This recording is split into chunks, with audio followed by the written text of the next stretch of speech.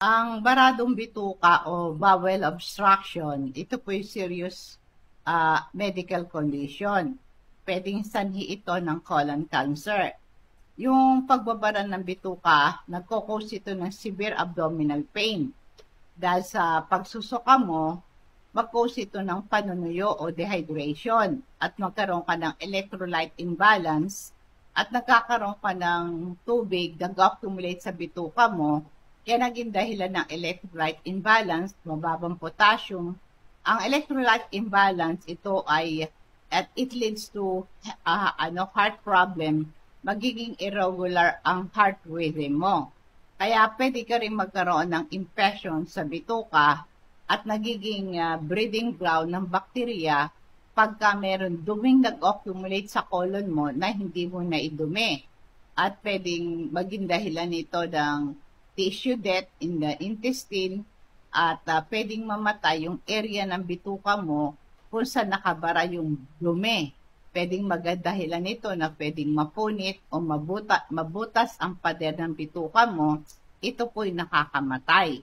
Ang remedies po ng pagbabara ng bituka, inom ka ng maraming tubig para maiwasan ang panunuyo. Pag kulang ka sa tubig, matigas ang dumi mo. At iwasan mo yung mga pagkain mayaman sa fiber kasi pag mataas ang fiber mo, mahirap yan matunaw at hindi at mag-cause ito ng bowel obstruction.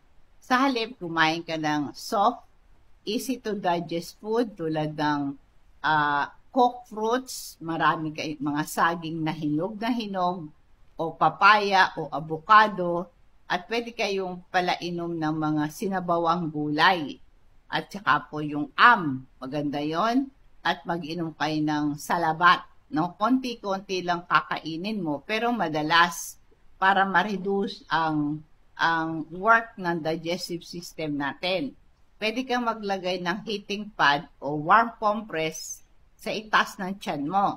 Tumutulong ito para ma-relax ang muscle, ma-reduce yung pain, para makatulong, maalas ang kabag mo at makadumi ka. At saka isang gawin mo rin, i-massage mo yung, i-bend mo yung knees mo.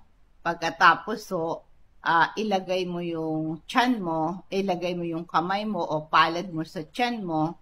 Mula dito sa singit, i-massage mo ng pataas, tapos tatawid ka, i-massage mo. Paikot ang massage mo. Mula sa kanan, i-massage mo ng paikot, at least mga 15 minutes, hagurin mo, i-massage mo, pwede mong gamitin yung fingertips mo para in a circular motion, i-massage mo yung abdomen mo.